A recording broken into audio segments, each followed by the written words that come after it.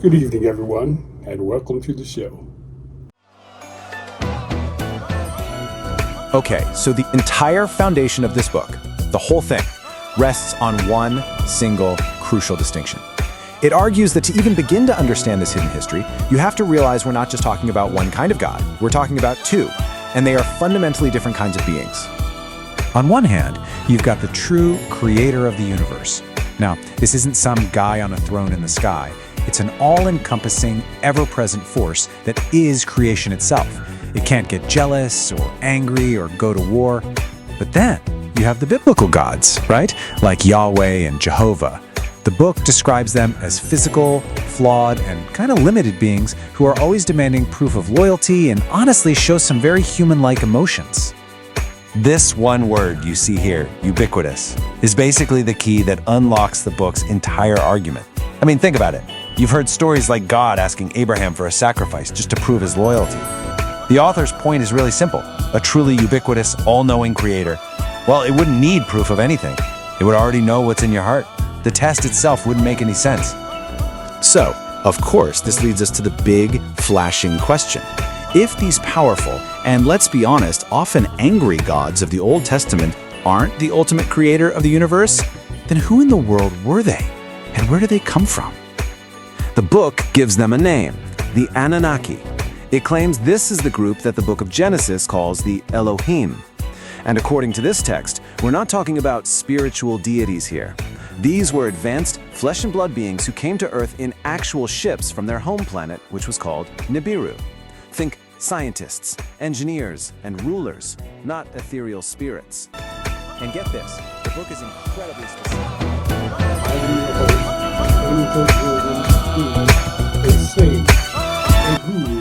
And welcome to the Soul and the Body Show.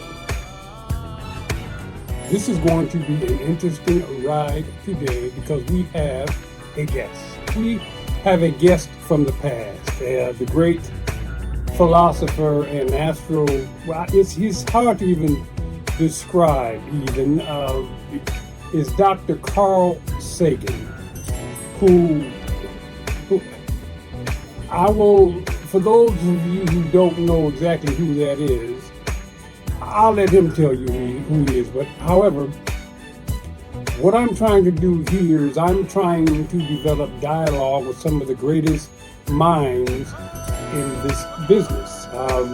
We've already had Neil deGrasse Tyson, and now we have to have we're gonna have anyone that I could gather up here because their opinions still matter. These are geniuses from long ago.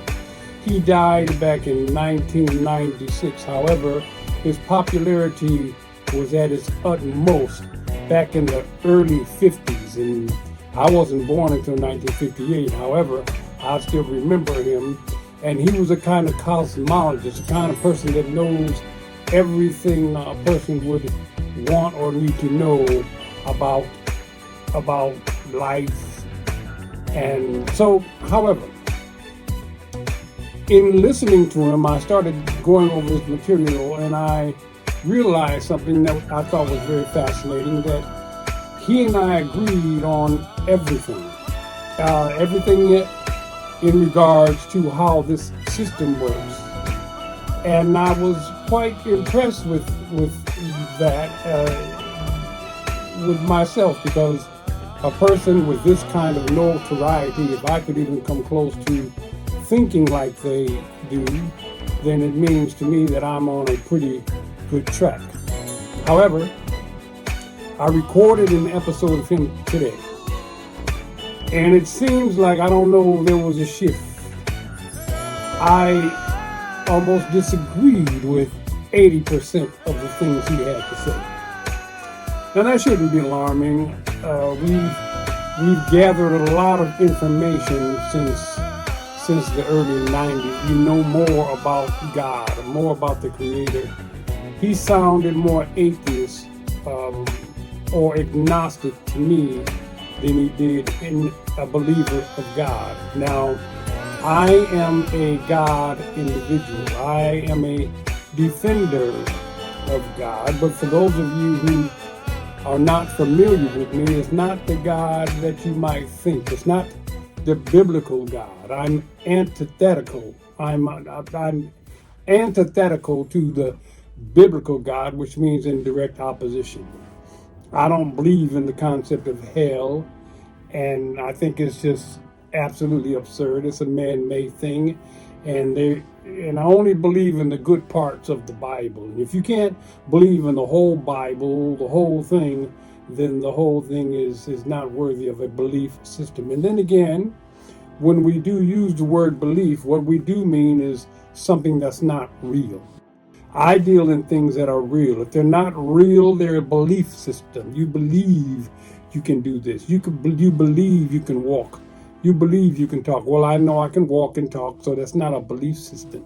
So I deal with knowledge-based systems and not belief systems. So I'm going to play some segments of Carl Sagan, and then I'm going to chime in and tell you what a spiritualist says about what he is saying, which is going to be vastly different. A spiritualist, like myself, is someone who communicates with his spirit. If you have that ability, you can find out things that are not of this time. You can find out things that are futuristic. You can find out things that are from the past. One thing I notice is that Carl Sagan is not a spiritualist because everything he speaks of is strictly science. Now, the God created the science, but there's more to science than it's more. There's a mysterious, unseen type science that we will talk about later. But anyway, let's get into Mr. Sagan.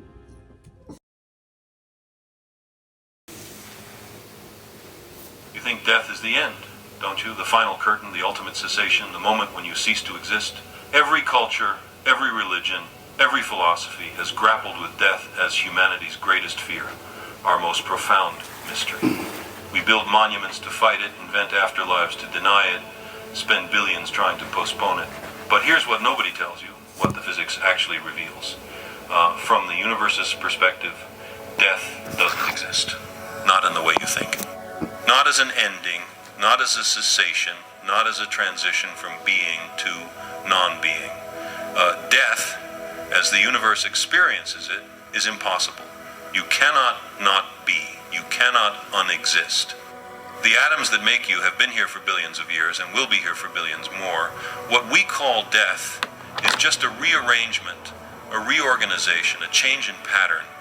You are not something that can end. You are a temporary configuration of things that are eternal. I'm Carl Sagan, and today we're going to look at death through the lens of physics, of cosmology, of the deep time that dwarfs human lifetimes, the way human lifetimes dwarf the flutter of a moth's wing. And what we're going to find is both terrifying and beautiful. Death is not opposite to life. Death is part of life. It's the mechanism by which the universe recycles, regenerates, and continues the grand experiment of complexity and consciousness. You fear death because you think it takes something away, but the universe doesn't lose anything when you die. It just transforms you the way it transforms everything in an eternal dance of matter and energy that has been going on since the Big Bang and will continue until the stars go dark. Think about what you actually are, not philosophically, but physically. You are approximately 7 octillion atoms, that's 7 followed by 27 zeros, arranged in a specific pattern. Every one of those atoms is ancient. The hydrogen in your body was forged in the Big Bang 13.8 billion years ago.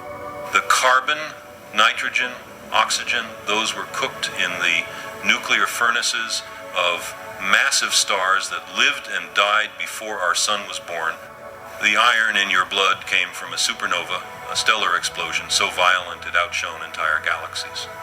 You are literally made of stardust, of the remnants of dead stars, of atoms that have been recycled through countless forms over cosmic time. Death didn't create you. Death made you possible. Here's the uncomfortable truth. You have already died countless times. Not you personally, but the atoms that comprise you. They were once part of dinosaurs, of ancient ferns, of bacteria in primordial oceans, of the stars themselves. They have been assembled and disassembled, organized and scattered, concentrated and dispersed across billions of years. What makes you is not the atoms, those are just borrowed, temporary, but the pattern, the specific arrangement, the information encoded in how those atoms relate to each other. And when you die, when this particular pattern dissolves, the atoms don't disappear. They return to the pool, ready to become part of something else, a tree, perhaps, or grass, or another human being, centuries from now. The universe wastes nothing. So when we ask, what does death mean in the universe, we're really asking, what does it mean for a temporary pattern to dissolve in an ocean of eternal substance? Okay. So,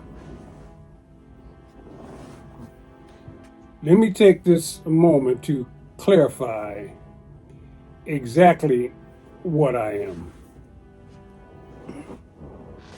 and exactly what he believes that he is. He believes he is a part of the physical universe. He believes that he is a being that exists in this physical universe. He believes that the physical universe itself, which is made of molecules, of course, building blocks, which a conglomeration of these creates a variety of things. He talked about, it wasn't on here, but as a child, he had a fascination for the stars. And when he first saw a star, he bought a book about stars and was fascinated by that. Now, here's the problem. This is what I teach here. I'm a sage and a guru, and this is getting right down to the crux of it. This is what I teach, that you are not that part of the universe that he is describing. You are not the molecules that make up the patterns of the universe. Those things that make up the patterns of the universe are simply molecular structures that make up the patterns of everything. Now, what I'm trying to say is this can get pretty complicated because people need to understand that, for instance, reincarnation is something that we talk about in the industry. Reincarnation, when you live one life and then you have the ability to live yet another. However, as he was explaining, reincarnation does not exist. Your molecular form breaks down and turns in and evolves into something else. And that part I will agree with him. What he is saying that is you will evolve into something else and never ever be the same thing twice. Your molecules will change from being a structure of a human, for instance, and maybe in the next go round in a structure of a plant. Now, these things I'm determined to prove that this does not exist. This description of life as human beings does not exist. The purpose of life is not so molecules can rearrange and keep doing things from one time to the next. It's more important than that. And there is a creator that has a design and a purpose in mind. There is a reason for this, not just a simple reorganization of molecules. Now, what he is saying is that once you are here, his form of reincarnation would mean that your molecular structure would be a part of something this time and then a part of something else the next time. That's his version of reincarnation. Whereas that's not, no. That part there doesn't make any sense. That's just like saying that anything with an H molecule in it is a part of the ocean. So, I'm going to let him talk some more, and then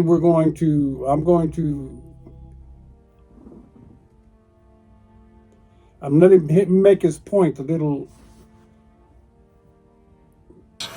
What does it mean for information to disperse, for organization to give way to entropy, for one form to become another?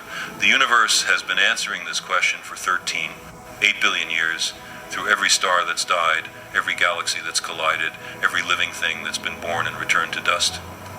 And the answer is always the same: nothing ends. Everything transforms. Death is not a wall at the edge of existence. It's a doorway to the next configuration, the next pattern, the next temporary arrangement of eternal atoms. You came from stardust, and to stardust you shall return. But the stardust never dies. It just keeps dancing forever in forms beyond counting. Let me tell you what happens when you die, at the atomic level, because this is where poetry and physics converge. The moment your heart stops, your cells begin to run out of oxygen. Without oxygen, they can't produce ATP, the molecule that powers cellular processes.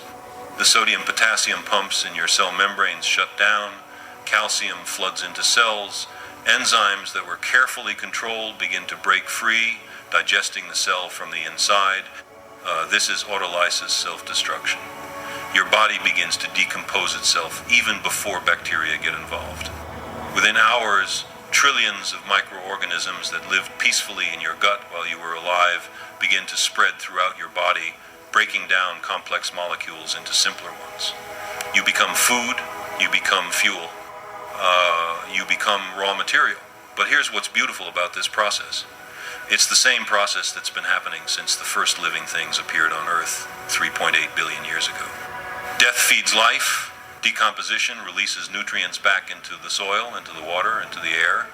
The carbon that was locked in your bones becomes carbon dioxide that plants absorb for photosynthesis. The nitrogen in your proteins becomes nitrates that fertilize the soil. The phosphorus, the sulfur, the trace elements, all of it returns to the cycle, ready to be incorporated into new life. You don't end, you disperse, you become... See, this is where I feel that science is doing too much. Just like I feel religion is doing too much. Religion has gone way overboard with their non-proven identity crisis. And science, this is where science has gone overboard. This is where science is saying what we know now is the end all be all. Whereas I'll give him a minute and then I will. You become part of the commons again, your atoms rejoining the great pool from which all living things draw. Think about the trees in a forest. When a great tree falls and dies, it doesn't simply vanish. It becomes a nurse log, a platform for new life. Fungi colonize it, breaking down the lignin and cellulose. Insects burrow through it. Seedlings take root in the rich, decomposing wood. Over decades, the fallen tree transforms into dozens of new trees, into countless insects and fungi and bacteria, into the soil itself. The death of one tree enables the life of many. This is not a metaphor. This is ecology, the study of how matter and energy flow through ecosystems. And you are part of that flow. When you die, you don't leave the system. You become more deeply embedded in it, your substance distributed across hundreds or thousands of other living things. Now zoom out further. Now, you see, the problem with all of that is he's only talking about a certain segment, a certain part of life, which is the physical part. Now, when I say that there is a God, what I'm describing as a God really is something that came before there ever was a physical part. There was a spiritual part, an ethereal realm where this creator decided to create. In this spiritual realm where he created angels, and I have evidence of this. And the way that I will present this evidence is by trying to teach people how to do what I do. It's what I do is I believe I communicate with my spirit, it communicates with me, and I believe that anyone can do it. Your spirit is already talking to you. You just don't quite know how to listen. And then the weight of the message that I deliver will tell the person that can receive it exactly who I am. And that's kind of a quote from the Honorable Louis Farrakhan, but it's still true. With it, the weight of what I'm saying will tell that person who can receive it exactly who I am. And what I mean is that if I can teach people how to communicate with their spirits, then they will be able to answer these questions for themselves. I would love for people to take my word for things, but however, that's not the scientific approach. The scientific approach is ultimately to teach people how to communicate with their spirits so they can say, oh, wow, now I know where he's getting his information from, because all the information is inside of you. The reason it is inside of you is something he has not mentioned yet. He's going to mention it in a minute when he starts to talk about consciousness. This is all physical. And everything he said about the physical realm is not really that relevant to the existence of human beings here on Earth. Think about the Earth as a closed system, at least for matter. Almost no atoms leave Earth's gravity well, and very few arrive. The same atoms have been cycling through Earth's biosphere for billions of years. The water you drink has been through countless organisms before you. Dinosaurs drank it, trilobites swam in it, the first photosynthetic bacteria split it to release oxygen. The air you breathe has been breathed before, exhaled by humans and animals, and decomposing matter, going back to the origin of Earth's atmosphere. You are constantly exchanging atoms with the environment. Every breath, every meal, every excretion is a transaction, trading old atoms for new ones. Even while you're alive, you are continuously dying and being reborn at the atomic level, your body completely replacing itself every 7 to 10 years. So what is death, really? It's the moment when the replacement stops, when the pattern that is you can no longer maintain itself against entropy, when the organization that separates you from your environment breaks down and you merge back into the background. But the atoms persist. The energy persists, transformed into heat and chemicals. He keeps mentioning the word entropy. That basically means to fall apart, to lose its cohesiveness, for chaos to exist, where instead of being a structure, it becomes a loose system and starts to decay because of that. Now, the thing about what he's saying, everything he's saying is describing a very wonderful aspect of the physical universe. This is the physical, but it's the physical universe only. But the atoms persist. The energy persists, transformed into heat and chemical bonds and motion. The information, well, that's more complicated. Some of it persists in the memories of people who knew you, in the things you created, in the subtle ways you altered the world just by existing in it. Yeah, if you wrote a book like yourself, what that means is if you leave something like a book, manuscripts, a movie or something, well, somebody's going to learn something. But that's not how the system is supposed to work. It's not supposed to work like that. And again, like I said, he's only talking about the physical aspect of life. And we're going to talk about the more important. But most of it dissolves, lost to entropy. The way all information eventually dissolves in the long thermodynamic march toward heat death. Death allows for change, for evolution, for the endless creativity of life, finding new forms, new strategies, new ways of being. Your death will make room for someone else, someone who will carry forward the experiment of consciousness, who will ask new questions, see new things, experience the universe in ways you never could. That's not consolation, that's just physics. But maybe physics is consolation enough. Now we arrive at the hard question, the one that keeps people awake at night. What happens to consciousness when you die? Not your atoms, we know where those go.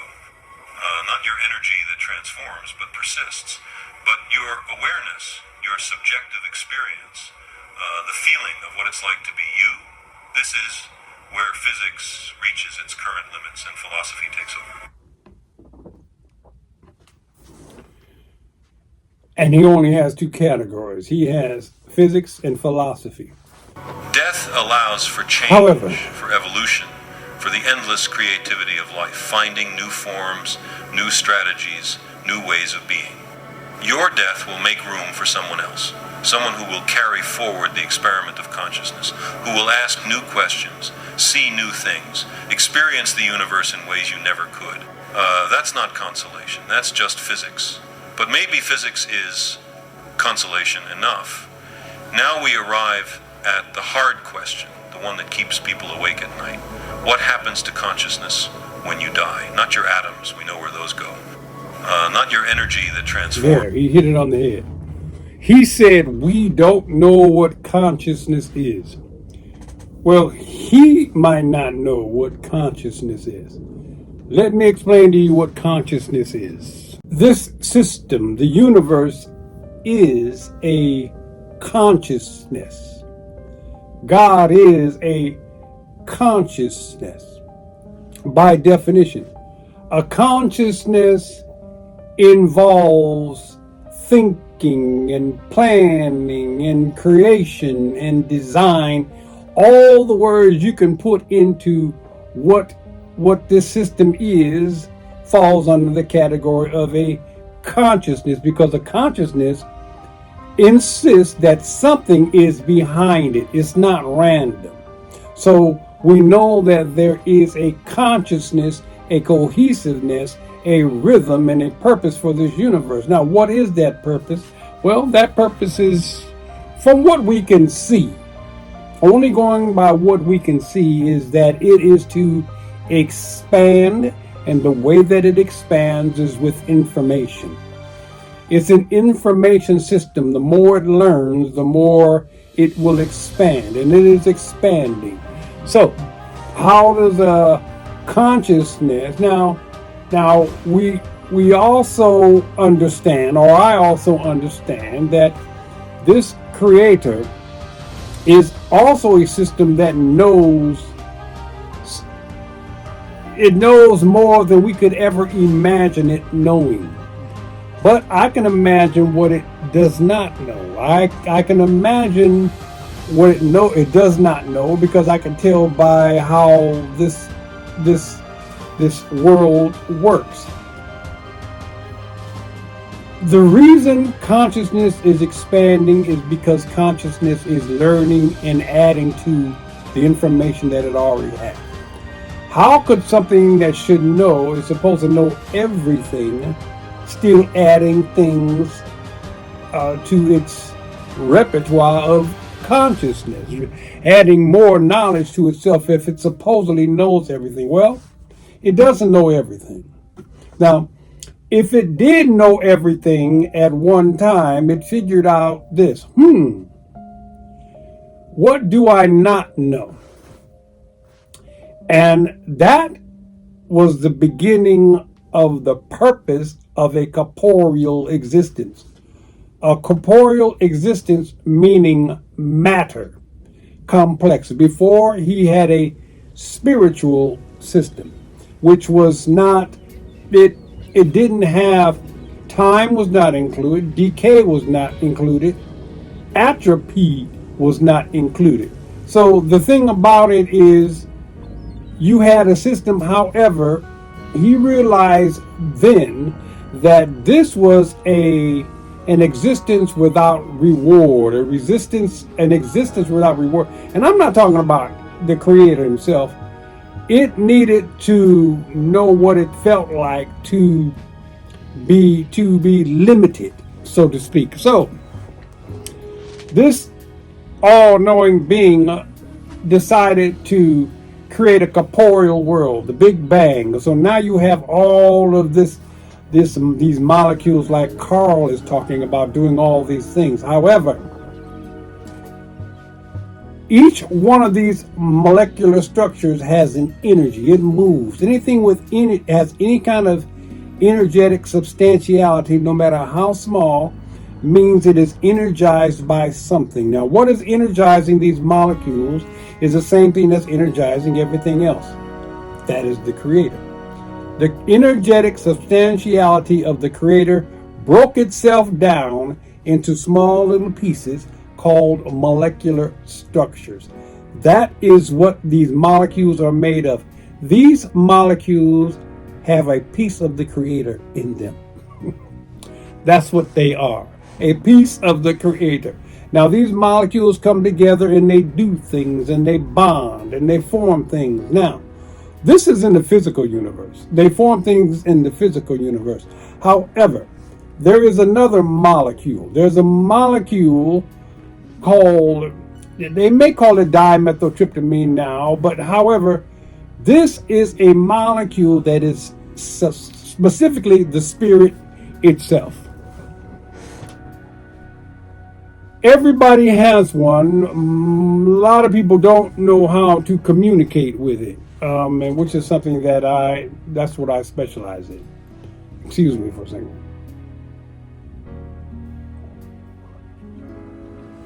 Now, I became aware of this long time ago, ever since I was a child, when it began speaking to me and telling me things. Now, I'm going to tell you little stories all the time about how this thing works, just so you can identify and relate it to your own life. Because these messages and these things have been happening to you.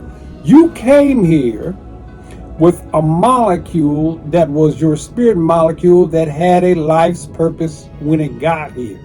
Now, what it does, it fuses with an avatar, a human being that has free will. This thing that has free will is kind of hard to talk in. It's a challenge for the spirit to get the avatar to do the right thing sometimes, because it's complicated by education and outside pressures of where other people try to describe how something should go, and through that educational process, that's how human beings develop into whoever they are and wherever they're from. However, that's not the way the human brain is supposed to work. That is not the way the human brain is supposed to work. The human brain is supposed to work like a radio receiver, receiving information. However, we have been taught and we have evolved into beings that do just the opposite. Instead of receiving information, what we do is more like, instead of receiving information, we simply just, well, let me just let him talk for a second. Here's what we can say with confidence. Your consciousness depends on your brain, on the specific configuration of neurons and synapses and neurotransmitters that make you you.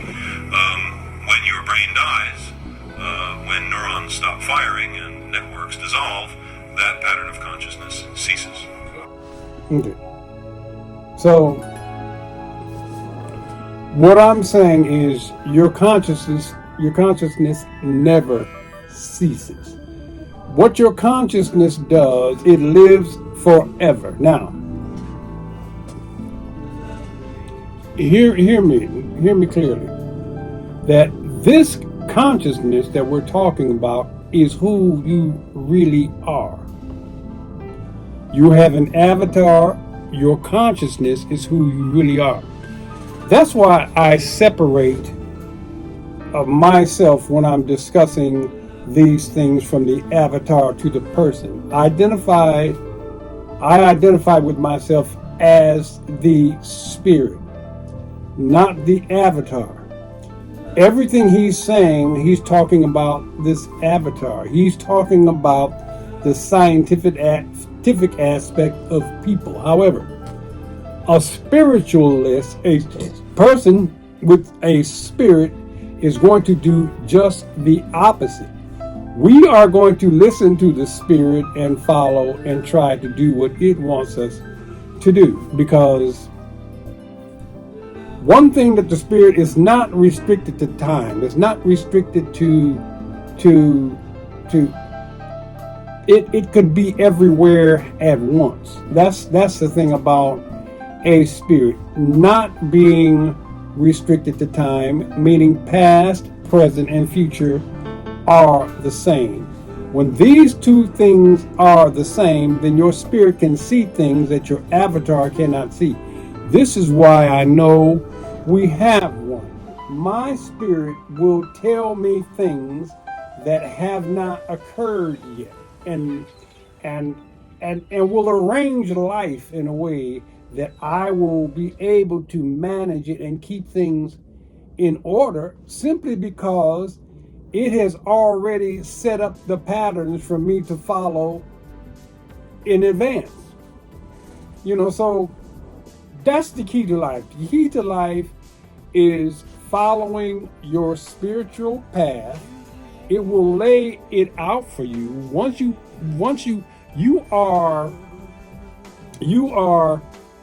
basically fulfilling the mission of that spirit. Now, let me tell you what the mission of the spirit is. Simply, there's a piece of the Creator that belongs to you. That is your spirit. Now, you have free will. This free will is going to cause your avatar to do all kinds of things where you need to stick to the program, because this thing is trying to lead you. Now, as this thing tries to lead you, this whole thing becomes a learning mechanism for the Creator. What I'm trying to say is that the Creator is on a mission. In this mission is its core kind of objective. The core objective is to fulfill the mission that the Creator has set forth for it. What I mean by that is that when you come here as a baby, before you're even born, you have a spirit. And this spirit is, like I said, is trying to get you to do things in a certain way and learn things. Now, the Creator is also watching what this avatar does, because the things that this avatar does is how the Creator learns. It's almost like a person who creates a car on paper, but he actually goes out and puts the car into the world to see how it operates, to see if this system works, if that makes any sense. I'm trying to break it down and make it as simple as possible, because it's a complicated. It's only complicated because people are not used to listening to their spirit like I am. I am convinced that your spirit already knows everything that's going to happen to you, and it tries to steer you in certain directions each way. This is how it started with me. Mine was trying to steer me in certain ways, and once I caught on to what it was doing, I said, hey, why don't we just get on the same path, and I'm going to do what you want to do. And so once I agreed to that, then I fully understood everything. And just to practice this, there are exercises that I do. I do exercises whereby my spirit and I are communicating all the time. It means, like, for instance, I may decide to do something on a day that I've never done before and I don't know how to do, and I'll just say, Big Curt, I call my spirit Big Curt. Big Curt, let's do something that I've never done before. Let's bake a red velvet cake. I've never done that before, and let's spend the afternoon together and bake this cake.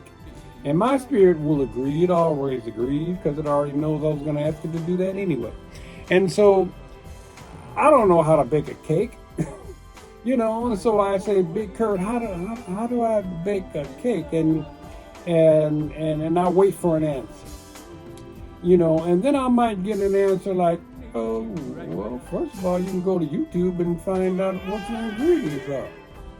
Now that sounds kind of silly because it really doesn't. It's not going to always be a voice telling you, but it will give you an idea of a certain something that has a lot to do with common sense, like get a cookbook, you know. But that doesn't matter because by the time you get into the process, you're already into the process. It doesn't matter how you got there, but you're now there. So then you by the time you finish with the project, you look at your project, you say, hey, this is a great cake. This cake is good. I don't eat cakes, but at the same time, you understand what I'm saying. So this is a great cake. It's delicious, and I had a wonderful time making the cake, knowing this is something that I'm not comfortable doing. I'm not a baker or anything like that, but that's not the point. The point is, look at the results of the interaction and the valuable time I got to spend with Big Curt. See, now it's not always a cake. Sometimes it's some auto mechanic.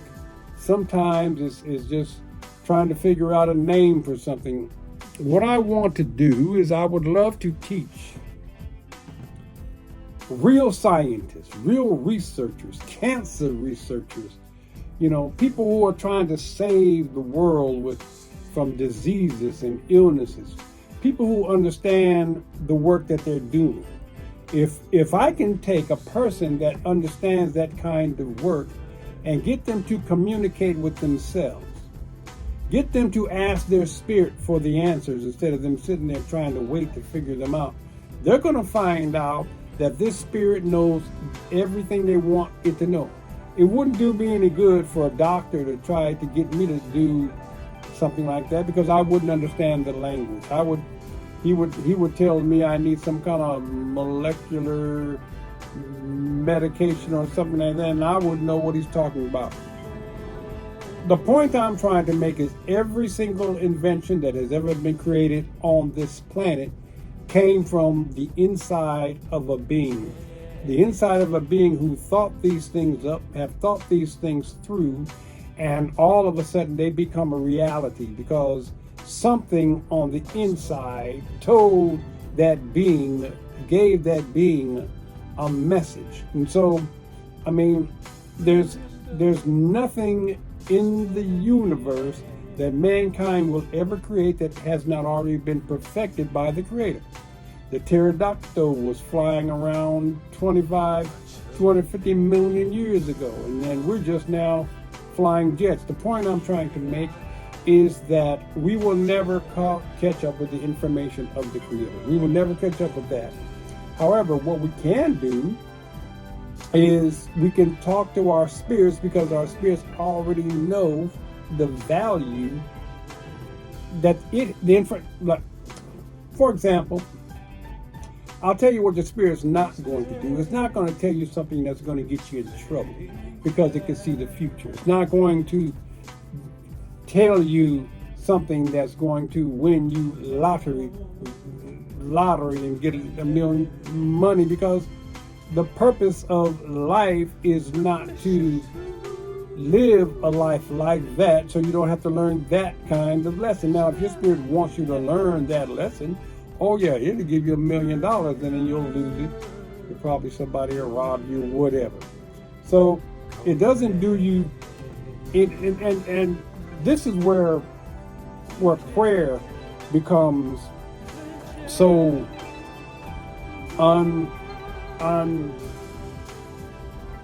it just doesn't work. You're asking God for something and it already knows what you need before you ask it. So instead of just asking God, hey, what do you want me to do? What do you need? Give me whatever I need to do what you want. You're steadily asking it for some stuff that you just desire, from a physical standpoint.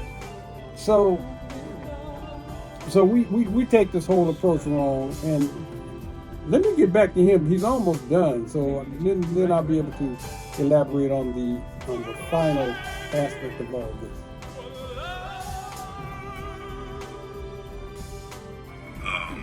The subjective experience you call self appears to end. There's no scientific evidence for consciousness persisting without a physical substrate, No reproducible data suggesting awareness continues after brain death. This is uncomfortable. We want to persist. We want to believe that the I that experiences this moment will continue experiencing other moments forever. But wanting doesn't make it so. You see, The universe is indifferent to our preferences. But here's a different way to think about it. One that offers a strange kind of comfort. If time is an illusion, if the block universe theory is correct and all moments exist simultaneously in four-dimensional space-time, then your consciousness never truly dies. It just exists eternally at the space-time coordinates where you were alive. The you reading this sentence right now exists forever at this moment, experiencing this thought, aware and conscious and real. Past you, present you, future you, all frozen in the eternal now of space-time, each moment of awareness, permanent, indestructible, as real as the laws of physics themselves. This is speculation, not science. But it's interesting speculation, suggesting that awareness might be woven into the fabric of reality itself, that the universe might be dimly conscious in some sense we don't yet understand. When you die, your personal consciousness ends. But consciousness itself, that might be indestructible, eternal, as fundamental to reality as space and time. Here's what I believe. Consciousness is the universe's way of experiencing itself. For billions of years, matter was unconscious. Stars burned, galaxies formed, planets orbited, but nothing was aware of any of it. Then, through the blind process of evolution, matter organized itself into nervous systems, into brains, into minds capable of contemplating the cosmos. Suddenly, the universe could know itself, could study itself, could wonder about its own origins and fate. You are that awareness. see, the thing about it is, my spirits keep telling me events that's going to happen in the very near future. And I'm not talking about next week. I'm talking about in 10 minutes. Things that have saved my life from going down the wrong street. Had I done that, it would have been an end of me. And my spirit was like, not today. For example, many of you, most people I've ever talked to, have this feeling called deja vu, where they feel like they've been somewhere before. Well, according to Carl Sagan, it's impossible because all these molecules change and time causes everything to change. A certain circumstance can only happen one time ever. It has to change from that point on. So molecules will only be in one place at one time in one configuration and never again ever. And I'm sure he would say that. So what I'm saying is that you could never have traveled this way and got to this point and have been at this point before, because this point wasn't like it was.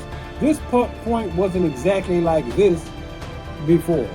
This point, when you hit this point, you've hit this point at the exact same time that these molecules, the molecular aspect of the universe, is at this particular configuration, not another. It's like you can't say, no, everything was like this before. I saw it before. I think I saw it last week in a dream, and you were standing over there, and that person was standing over there. Ooh, and that car just ran by. I'm good at this. Oh, no, I've seen this before. You cannot have told the future. It's not possible because that future hasn't aligned itself that way. It hasn't aligned itself that way. However, we all know that we have had these feelings before. We all know we've come someplace and said, wait a minute, I've done this before. And you were standing over there, and then I can tell you what you're going to do next. We know, we all have seen that before. Now, how does that happen? How does the impossible happen? How does the impossible, in accordance to him, happen when all these molecules have to change? Everything must change. How are they also here at this particular point and in your memory that hasn't occurred yet? The reason it is happening is because your spirit is not restricted to time. Your spirit can see the past, present, and the future. All you're doing is catching up to something the spirit has already seen. This is evidence that you have a spirit. Your spirit has seen it. You haven't. Now, this is proof that the spiritual aspect of people exists contrary to the physics of the universe. The physics of the universe applies to physics only, not the spiritual aspect of the universe. The spiritual aspect of the universe works on a whole different scale. It can see the future. Once I get into the complicated part of all this, I will explain to you how you choose your own life.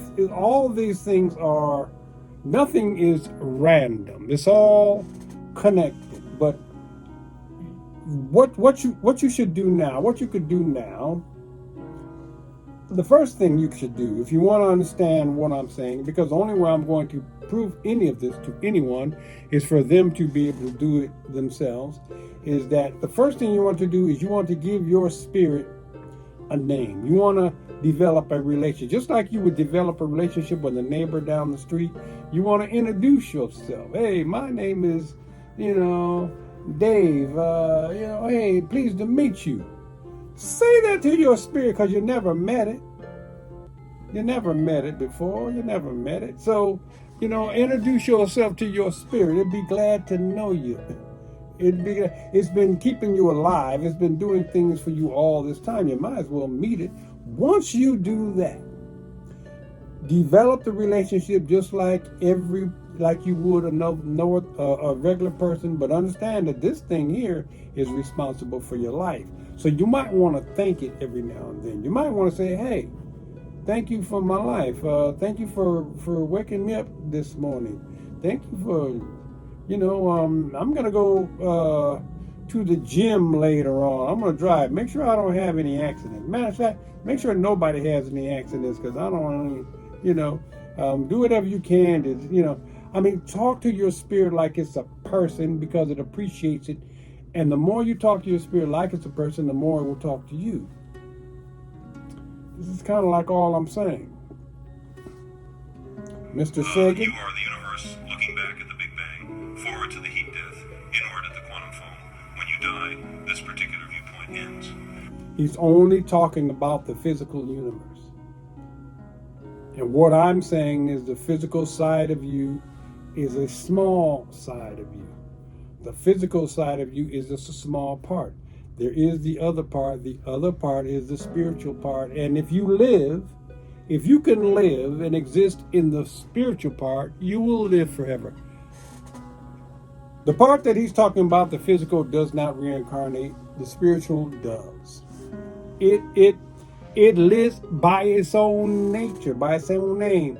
It's consciousness. So your consciousness lives and it still is consciousness. It doesn't break into tiny little particles and disperses into other things. It stays consciousness. It grows and it maintains all its memories and it maintains all its existence because that's what it's for. That's the information that goes to the creator because, like I told you, this consciousness is made of a small part of it. And the whole purpose of this whole exchange is so that the creator wanted to find out what it would be like to do something he would never do. So he took a piece of him and put it outside of a person, but connected to a person that has free will. It's outside enough. Just let this person try to think he's on his own and he's got autonomy. But at the same time, he does. But I don't, because I decided to join my spirit and we do everything together. So, and this is the kind of existence that I'm trying to teach here. I'd like to thank everybody for coming, and I still have some more calls SAGAN, and we'll get to him much later. But thank you guys for coming. Don't forget to like and subscribe, and we're going to keep teaching until I teach you guys how to connect with your spirit. But introduce yourself, treat it like it's a neighbor, and you'll start to notice neighborly things begin to happen. Thank you.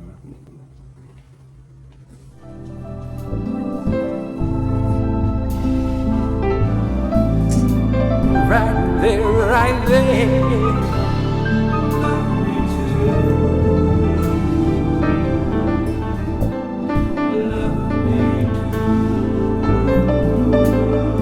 Love me too.